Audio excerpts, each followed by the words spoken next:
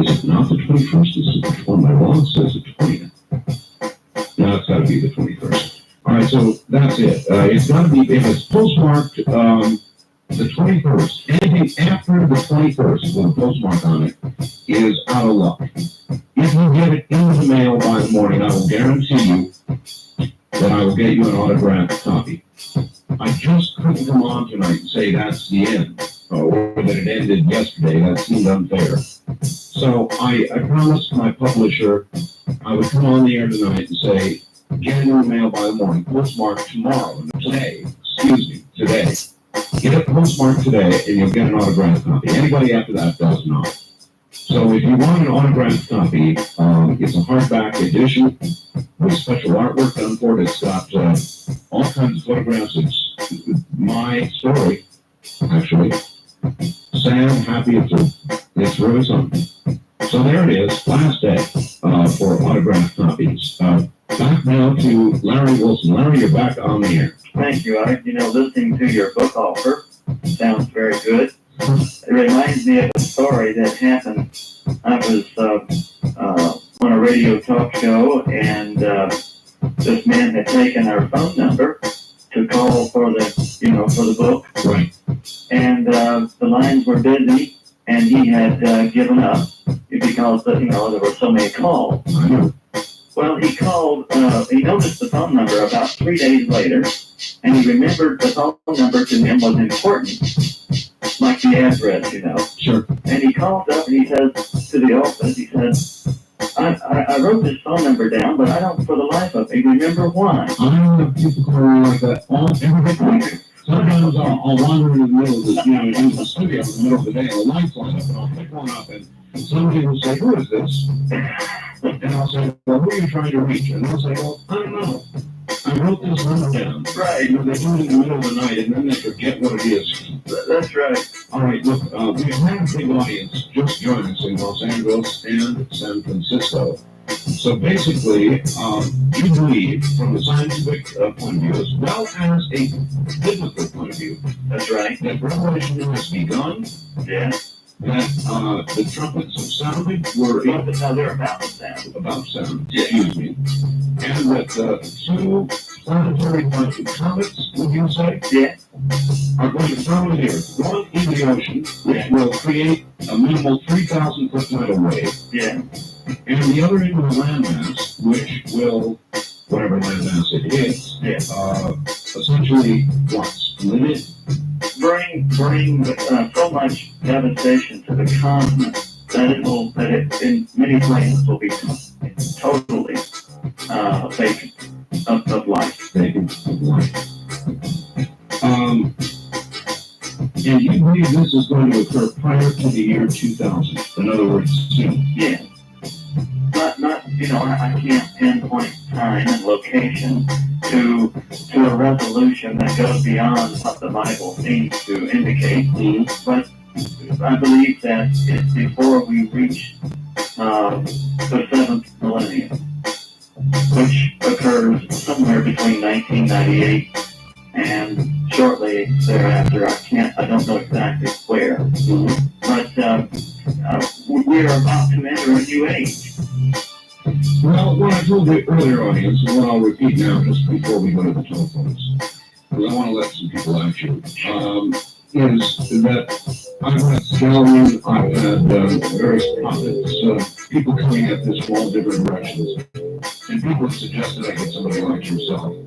So I have, and you're all saying about the same thing, coming from different directions, but saying about the same thing, which is what I find rather unnerving. Let's see what the audience has to say, Larry. East of the Rockies, someplace or another, you're on the air with Larry Wilson. Hello. Hi, Larry. Yeah. Hi, this is John. I was on the contact with, and I don't think you're back or anything, but I just have a question for you. Are you actually worried about this? Hey, you talked about the book of Luke earlier, and Luke says you shouldn't worry about it actually because there's nothing you can do about it if it actually is biblical. Okay? Yeah. You agree with that? Yes. Okay, and then it talks about you must be ready for the Son of God. over in verse 40, you said you must be ready because the Son of Man will come in an hour when you least expect it. Yeah, But you're saying you pretty much expect it real soon. yeah. So Yeah, that's my one question. Is like, if God says you're not going to know what's going to happen, you're pretty much saying we should all be ready because you know what's going to happen. That's my first question. Answer it, Larry. You are saying roughly you know when it's going to happen. Well, I believe that there are a number of signs that indicate the return of Christ. Lay them out. What are they? Well, the trumpet, as we've been discussing that. Why, no, but I said the trumpet's begun blowing. You said, no, not yet. So the trumpets have not yet begun to blow. Well, then, okay, then The what? asteroid impacts and the meteoric firestorm and the volcano eruptions that are predicted has not begun. Those events have not yet taken place. They are yet future, in the near future, oncoming future. Prior to the conference. Yeah, The very near future. yeah.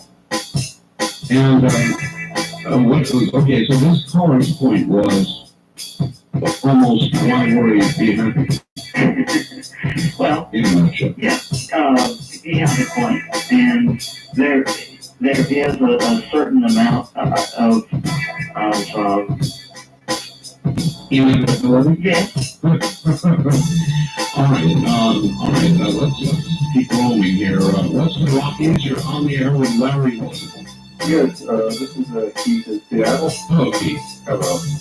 I just wanted to chime in on this whole deal about this seems to me like it's between the predictions of Scallion and Larry and everybody.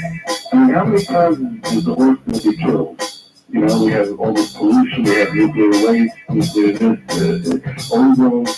You know, it's like beating a dead horse. If God is giving us the message, I mean, don't you think it's a little bit, it's not subtle, and we think it's coming from every angle. How many times, you know, you got asteroids coming in, you got floods, you got earthquakes, it just, Well, I know, I prepared. I feel a little the same way, and I'm even unsettled by the fact that when I come on and I do this kind of program, inevitably, there's earthquakes to talk about, there's breaking, closing comets to talk about, and there was a big earthquake north LA, the Mexican earthquake, the hurricane season that will exceed all others on record. I feel like there's a message, all right. Well, obviously we're due, one way or the other. Okay. I thought I'd just try to do that. So, all right, thank you. We're doing one more. You know, I go back to what the other caller said. In a way, if this is, I've got my ears out, psychic hairs are up, and they feel something coming. I called it for a long time. Yeah. I can't quite put a finger on it. I'm not a religious person, as you seem to be. I believe in a creator. Yeah. But I've just got a general sense of great unease, Larry, that the other shoe, kind of like the other shoe's bouncing down, something like that. You're almost, you keep looking at the TV daily to wonder if it has fallen, If the other shoe has literally come down. On some days it feels like it's on the way. A long line, you're on there with Larry Wilson, right? St. Louis, Missouri. Hi. Mike K-Ray. Yes, sir. 2 questions for your guest. Sure. Number one, are you familiar with the term Yahweh? Yes, I've heard it. Okay, you know that is the name of the creator, right? I know that's what the Jews call him, yes. Well, that's not the Jews, that's just happens to be his name. I'm a person that calls upon the name of Yahweh, and I say the scriptures I'm the student as yourself, and I've basically reached the same conclusion as you and Michael Scott. In my studies of the book of Revelation, basically there are 2 beasts in it, and I'd like to get your opinion. The first beast, in my opinion, is the world government, which I think is the United Nations, and the second beast that gives power and causes all to worship the first beast, I think is the United States government. And I was curious what your opinion on that was. Well, I would say our government is somewhat beastly. Do you follow all that, the UN, One World Order, all that stuff? As a result, you see, this is this is an interesting point here, Art, that Revelation not only predicts these coming catastrophic physical events, it goes to the next level and explains the response of man to these events.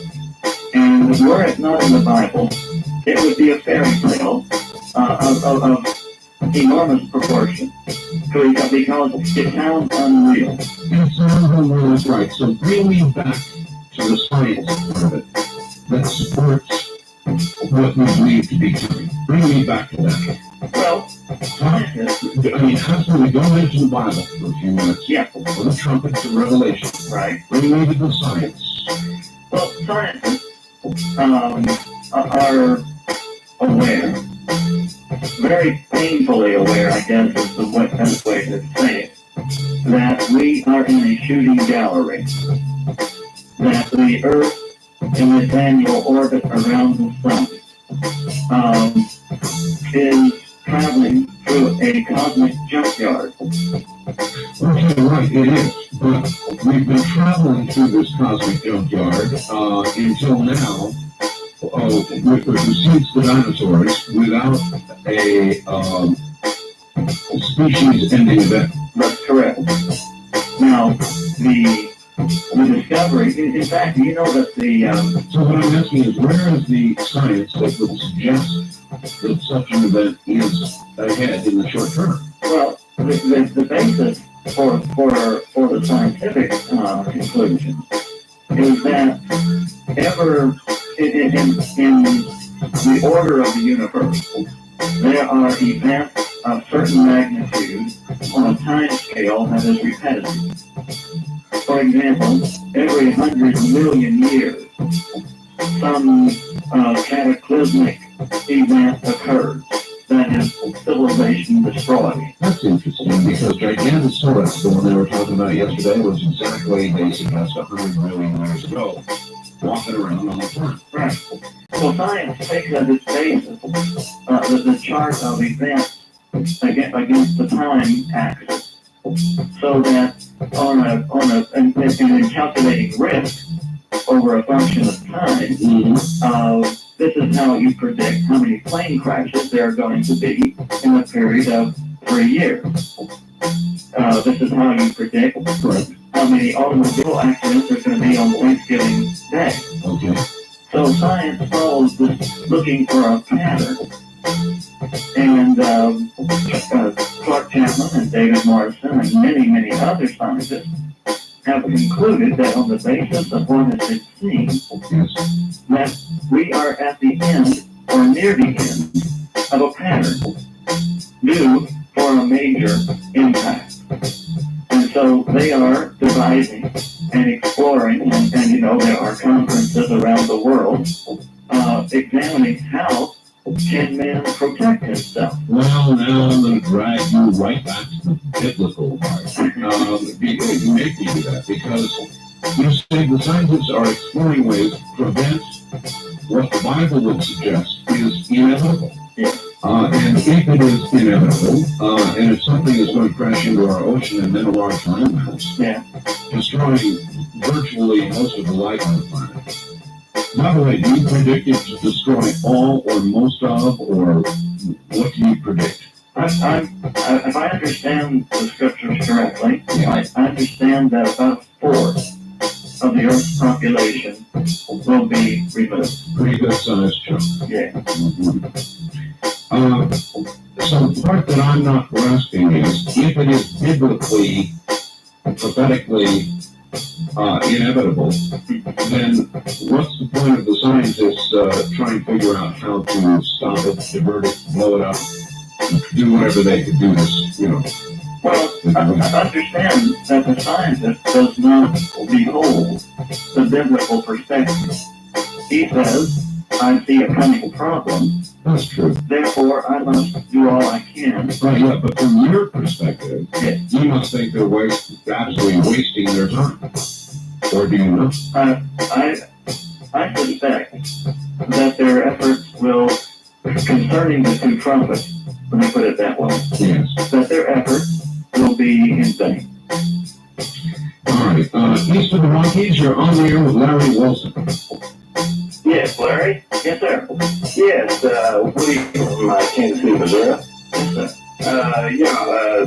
What I was wondering about was when you're describing this star that was supposed to hit a continent, had you given any thought to the possibility of what it says in verse 11 of chapter 8 about it being called, somebody called Wormwood?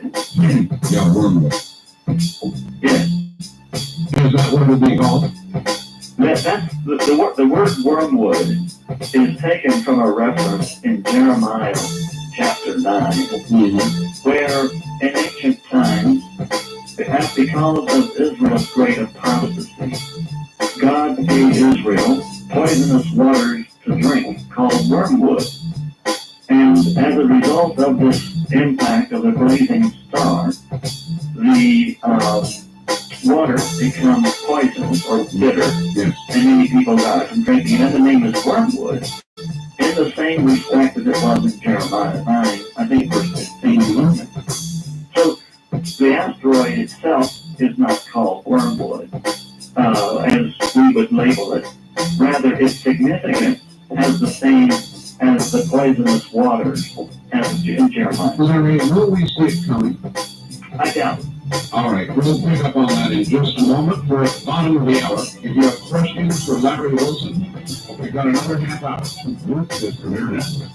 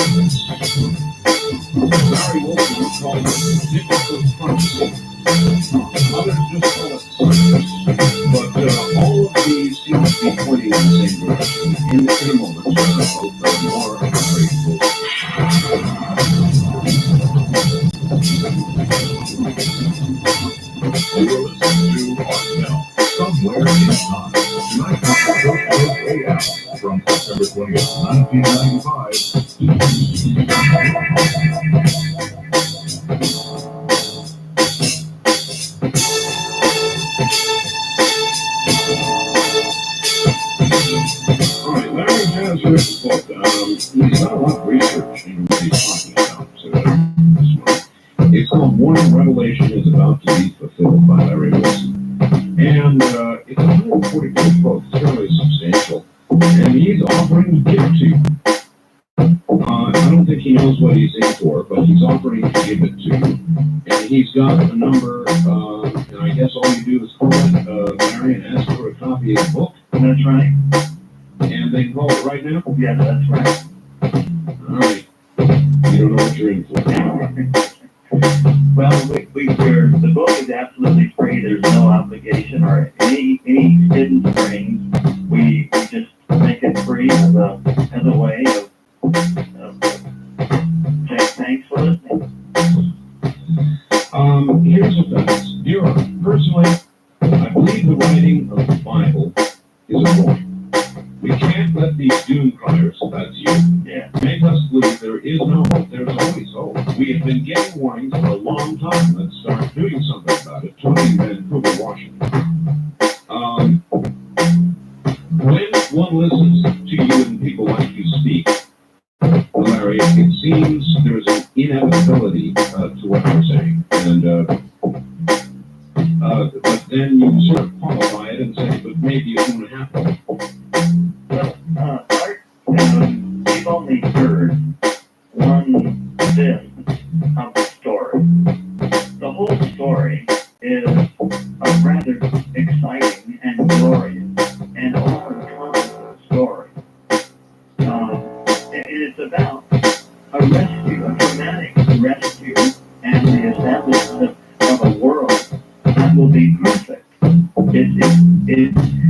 It's bad news and good news in that order. Yeah, well, that's in that order. And the close-in prediction that you're making about, big piece of rock slamming into Earth, the ocean, and the land mass, and the Earth's people dying. That's bad news. That's pretty bad news. I mean, in terms of It is, and it's very sobering. I don't mean to trifle with it, but by the same token, if that's all there was to the story, you would have a sense of hopelessness and hopelessness. But that's not all there is to the story. It is the dramatic part of the story. But here's something that I think that might help your listeners, and perhaps even as you are so instrumental in talking to so many people of varieties of backgrounds and differences in directions, but sort of heading in the same direction. This story, at least from the biblical perspective, is that God is not going to rescue the religious. He's going to rescue those who will live by faith and put their confidence in Him. Now, the rescue may be from death, or it may be after you have experienced death in these cataclysmic events that are coming. But the Bible doesn't teach, as I see it, that God saves religious people. Rather, He saves people who will put faith in Him as their Creator and Redeemer. That's an entirely different field than God saving the religious element. You know what I'm saying? I do, and I don't know what I'm feeling. And what I'm going to do is go back from East of the Rockies. You're on the air with Larry Wilson. Hi. Mr. Wilson has stated that also in Revelation that states that the angel will throw the millstone into the sea, destroying Babylon. In 1996, he must send a rocket to monitor a asteroid that's flying by supposedly in 1998. The problem is it may hit, I think, Babylon is a euphemism for Sodom and Gomorrah, Which is us. which is Hollywood and the West Coast. Las Vegas, especially Las Vegas. They will not be able to destroy it because I believe we'll be in World War III after Bob Dole becomes president, unfortunately. Well, gee, you're just a bowl of cheer. That's right. All right, thank you very much for the call. If there was anybody who could outdo you, Larry, maybe he just... I think so. West of the Rockies, you're on the air with Larry Wilson. Hello. Hi, I'm Dave, from California. Hi, Dave. I just want to ask Larry, which specific event is going to do us in person? Yeah, good question. Here is an interesting thing. In Revelation 8, verse 5, there's a scene in which John writes that he saw an angel in heaven ministering at the altar of incense. And this angel cast down his censer. Bear in mind, this is before the trumpets began. That when an angel casts down his censer, there are four phenomena that will be observed around the world all at the same time by all the which one is first? This is first. All right, there will be rumbling, thunders, flashes of lightning, and the global earthquake. The whole earth will tremble. Then the first trumpet will sound, which is the meteoric showers of burning hail. And secondly will be the asteroid impact on the sea, the asteroid or comet impact on the land, volcano, ring of fire, eruption. That's the order of events as I anticipate them to begin. Sounds great. Now, Art, Yes. I was going to point out that until 2 years ago, seismologists had argued that it was not possible to have a global earthquake. Until 2 years ago, Yes. and who now argues it is possible? A number of seismologists, after the, to their credit, they have reconsidered that the tectonic plates are not sitting on a solid mass, but rather a molten, crumbly type of mass in the heart of the earth. Do you remember the earthquake? You know, again, you're beginning to sound like Scallion. Scallion's view is that there is a molten core, Yeah. and that it is in the process now of shifting. Yeah. And is that similar? Yeah. Well, this is what the Drives me nuts. seismologists have concluded as a result, and they of it now. The first earthquake in recorded history that has moved the entire hemisphere happened last year. It happened down in Colombia, South America. It was about 450 miles deep, and it was felt all the way into Canada. You know what? I recall. Remember that? I do. Yeah. Scientists were saying Yeah, that it was one of the deepest earthquakes they had ever detected. that's correct. And not ever draining, because there's no way to explore that deep in the earth. No practical way, Jeff, none way. But now they're convinced, as a result of this, that they have evidence sufficient to demonstrate a global earthquake. Incidentally, this is part of the package, if you will, that ignites the whole story of Revelation. And it begins with the global earthquake and the phenomenon that I was just describing to your caller. All right, let's keep moving. Time is short. East of the Rockies, you're on the air with Larry Wilson. Good morning, Eric and Larry. Hi. Hey, I was just wondering how this is fitting with Larry's philosophy here. I have a thing here that talks about the 7 tribulations that would occur during the final 7 weeks of time. And it begins with the Battle of Jerusalem and ends with the Battle of Armageddon. And in between, and somewhere in after sure, that's when there'd be tribulations of blistering heat, destruction of ships, the water nature, the sun and moon smitten. All the things he's talked about. And yes, and then speaking of timely death. Now, in this particular thing, it says that this would occur during the final 7 weeks of time. And from what I understand, generally, according to Scripture, a week would be 7 years.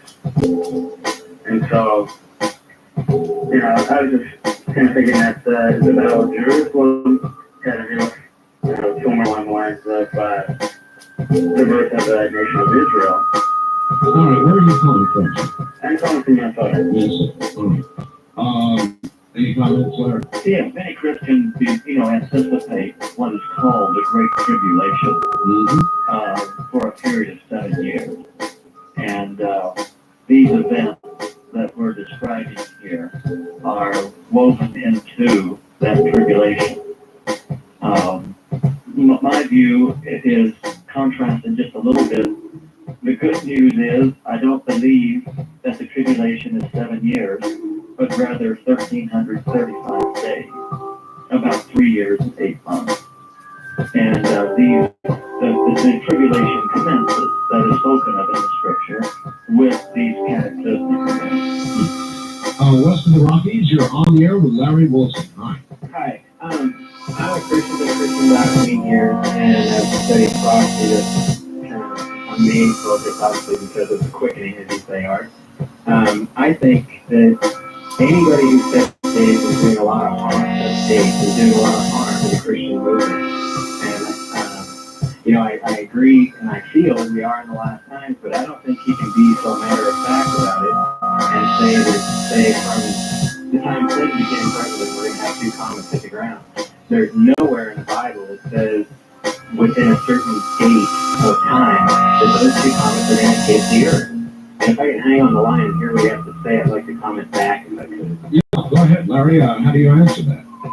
I mean, he wants to know how you have concluded all of this based on what you've studied in the Bible. There is no real time. How do you know it is begun or is about to begin? I'm sorry. Well, in Bible prophecy, there are, as I find them, about 12 to 15 specific time periods. For example, in Revelation 13:5, there's a time period of 42 months. In Daniel, there's a time period of 70 weeks. In Revelation 20, there's a time period of 1,000 years. But my point is that when you add all of the prophetic time periods together, they produce and reveal a large pattern. The same kind of pattern that scientists use. Not the same pattern, but the same type of pattern. Caller, that is what's unnerved me. You know the way I feel about this quickening thing, Yeah. which I don't necessarily relate to the Bible or anything else. Right. But then I listen to Scallion, you study Edgar Casey, or you listen to Larry Wilson.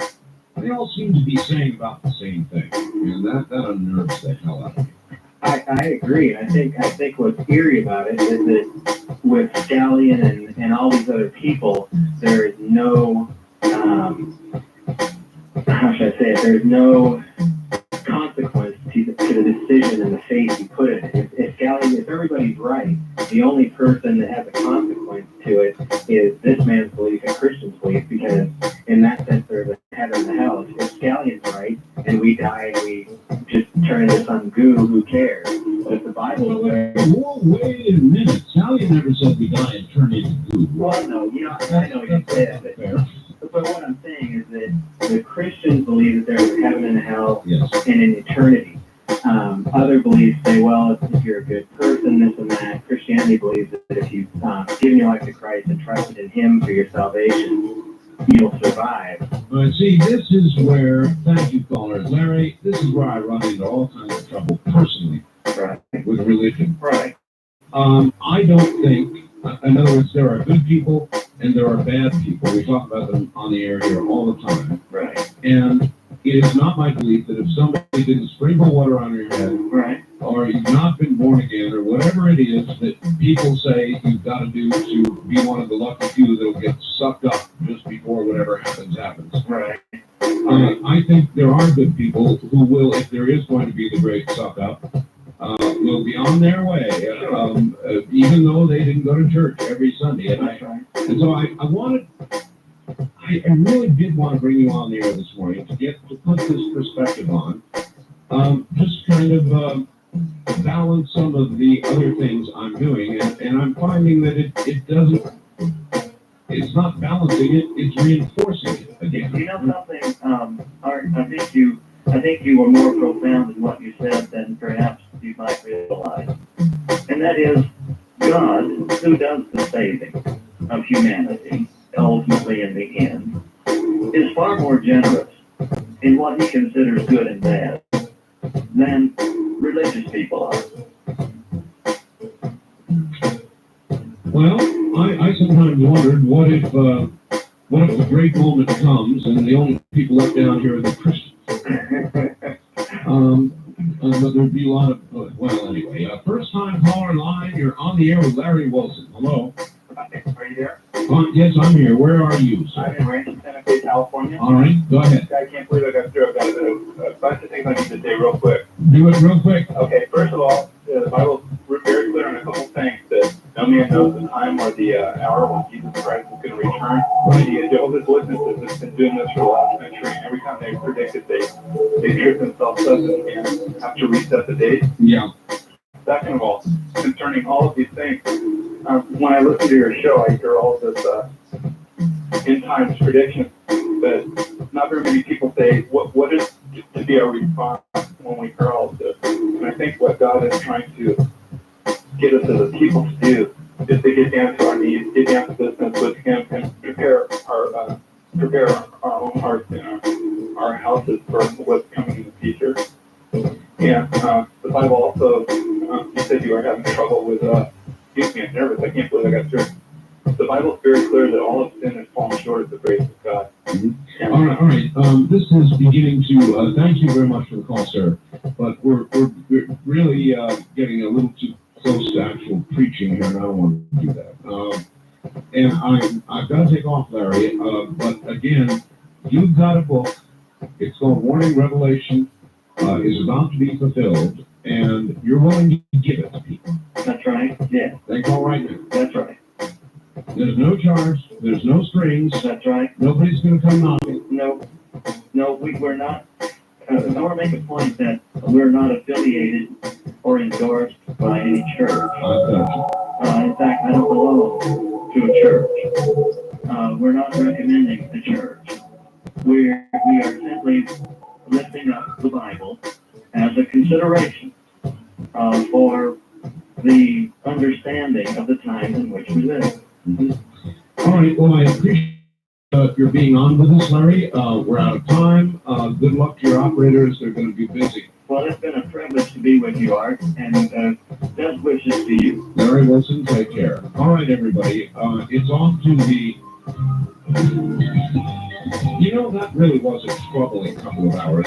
We'll be right back. The trip back in time continues with Art Bell hosting Coast to Coast AM. More Somewhere in Time coming up.